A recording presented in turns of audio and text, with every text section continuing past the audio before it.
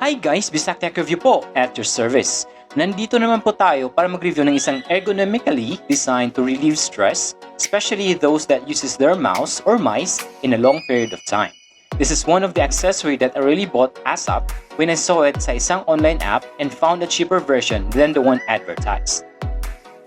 Ito ay ang Ergonomic Mouse Wrist Palm Support Pad. Ito naman yung actual specifications as advertised by different online shops or stores.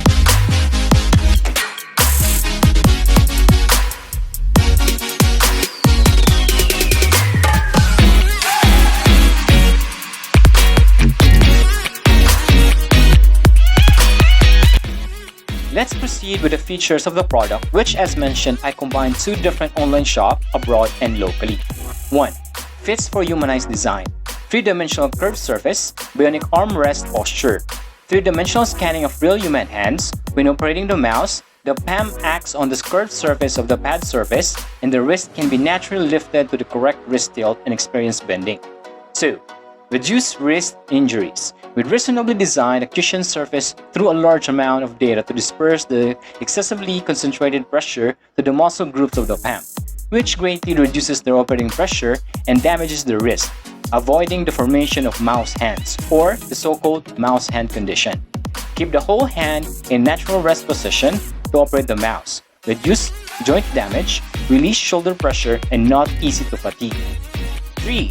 Wear-resistant and smooth foot pads. The mouse palm pads have changed from the traditional fixed type, add wear-resistant and smooth foot pads, strong rubber bottom, good elasticity, can slide at will so that palm pads and mouse slide synchronously. 4. Advanced edge banding technology, compact, good adhesion performance, not falling off, durable and smooth. 5. The surface feel oil treatment skin feel, no odor, smooth and smooth, follow the heart, fit the skin. 6. Ergonomic design technology, durable material different from other sponge mouse support pads, not deformed for lasting. 7. Mini size carry anywhere, especially for work from home or office. Fact check. Common problems in excessive using of computer mouse or mice. Why the use of computer mouse become a problem? The mouse is standard piece of computer equipment. Computer users use the mouse almost 3 times as much as the keyboard. As exposure rates are high, improving upper extremity posture while using a computer mouse is very important. Because most people using a mouse in a workplace setting must use a computer keyboard at the same time, using a mouse regularly involves stationary positions and small and repetitive movements of the same small muscle over and over again for prolonged periods of time. These factors can lead to discomfort, pain, and workplace musculoskeletal disorders or WMSDs. It is important that all elements of the computer, keyboard, mouse and monitor, the workstation, desk, chair, footrest, and work practices, posture, pace, work breaks are considered in order to minimize this risk. What makes using a computer mouse hazardous? There are 2 main reasons why using a mouse regularly can be hazardous. First, using a mouse requires a person to make small, exact movements with their hand, fingers, and thumb. By positioning, traveling, scrolling, and clicking the mouse again and again, the mouse small muscles can become tired and overworked. This overuse can cause pain, ache, and soreness on the top of the hand, pain around the wrist, pain along the forearm and elbow, formulation of painful nodules, and in the later stages, ganglion cysts around the joints and along the tendons, numbness and tingling in the thumb and index finger, burning, stiffness, restricted range of motion. The second reason using a computer mouse can be hazardous is that the placement of the mouse can make it awkward to reach.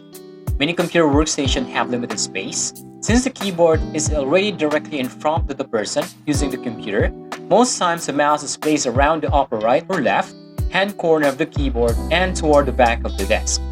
When the mouse is in this position, it is out of easy reach. It is beyond the safe distance range for comfortable hand movements. In order to use the mouse, the person has to lean forward, reaching outwards and forwards and remain there unsupported for as long as they are using the mouse. Maintaining this position for the workday can cause soreness and fatigue by putting on extra load on the muscles in the upper back or trapezius muscle, and shoulder or deltoid muscle. Repeated use of the mouse, therefore, can cause aches and pains in the shoulder and neck area. Lower back pain, while not directly caused by the mouse, can also be a problem if the computer user has poor posture and leans forward when they sit. What can be done to reduce the risk of injury from using a computer mouse? Designing a computer workstation which lets a person use a keyboard and a mouse, or other input device like trackballs or graphics tablets, at the same time can be very difficult. The complete elimination of aches, pains, and WMSD may not be possible, but choosing the right mouse, positioning it properly, and being aware of how you are holding your body and using your muscles can all help. Then, what is a mouse hand condition?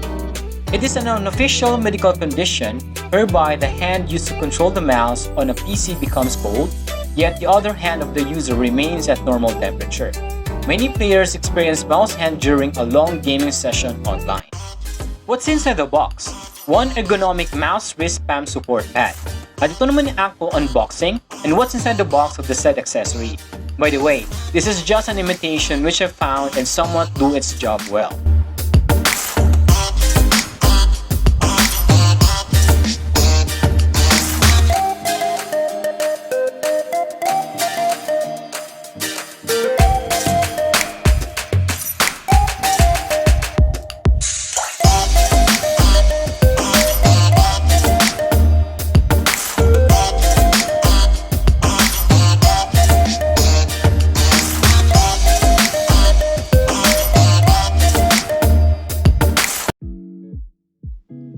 Review time!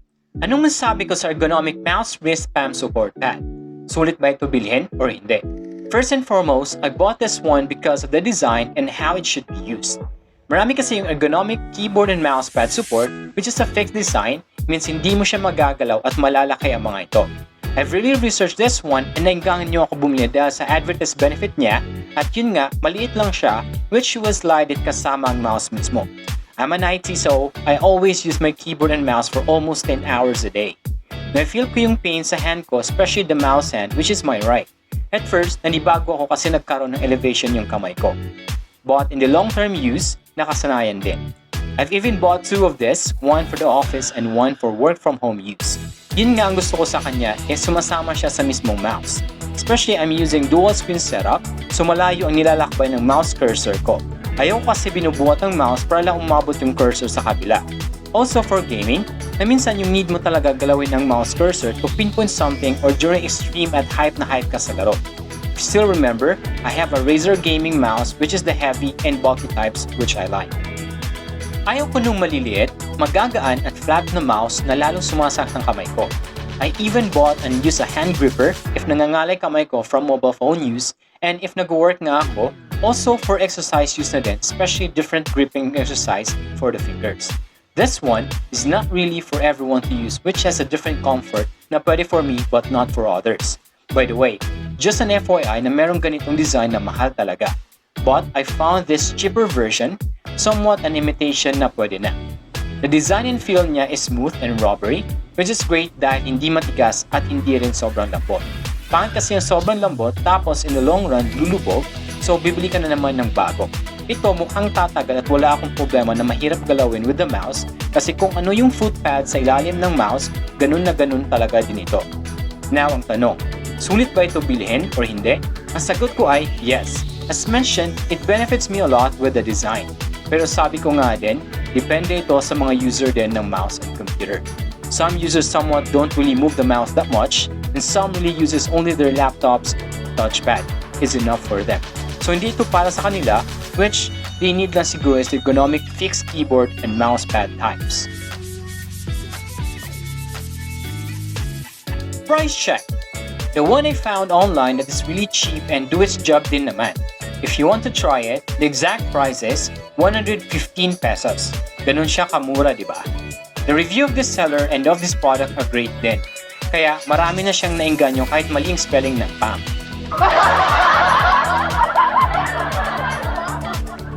Nagpapalatalan talaga ng imitation at kung saan galing. Pero not bad at all. Okay, dyan naman nagtatapos ang review natin sa Ergonomic Mouse Wristsupport Pad. Sana may natutunan naman kayo sa mismong product and sa fact check or fun fact din natin. Meron nag-comment na I should have not recommended a certain product at mali yung review ko. Sa sinasabi ko pa nga dati, there's no such thing as false review if we base it sa mismong experience natin sa device or any gadget. There are false review naman din talaga na sabi ko nga dati na gawa-gawa ng mismong seller mismo for us to buy at halatang halata din naman. But us, here in bisdaktechreview, we test and use this product for such a long time. Also, hindi po kami bayad ng mga seller or brands ng mga product ng mga ito. Also, some buyers or users will really have some issues, either out of the box or paano nila gamitin ito. Baka naman gamit na gamit din or harabas kumbaga. You can't have the same experience all the time sa ibang users or buyers dahil una, iba't ibang reason natin sa pagbili. Pangalawa, minsan kung saan natin ginamit ito at marami pang rason, di ba? Our review is based on how we use it for weeks and really great if umabot pa ng months, like this product. Pero sabi ko nga, you can always contact the seller about all the details of the product before you buy it. Do your research as well kung para ba talaga sa inyo yung product, hindi dahil uso lang ito or hype na hype. Sa paggamit naman, when you do your research, check nyo din kung pwede ba talaga sa bugbugan. Example lang, sa aircon. Nasira ang dati nyo na gamit na 2 horsepower which is the exact fit sa sala nyo. May nakita kayo or nag-recommend ng isang aircon brand, binili nyo pero 1 HP lang ito. Dahil nga mas mura at promising yung features as advertised. Sa tingin nyo, magtatagal ang aircon na yan sa kalahati ang HP versus the old one which the room is redesigned for 2 horsepower? So mangyayari, bugbog ang bago nyo na aircon na 1 HP lang, ayun, nasira agad. So, research din pag may time. Please don't forget to like this video, subscribe, and click the notification button para updated po kayo sa next video namin. Ako po pala si Cesar ng Bisdak Tech Review. Salamat mga kabisdak, proud bisdak for life!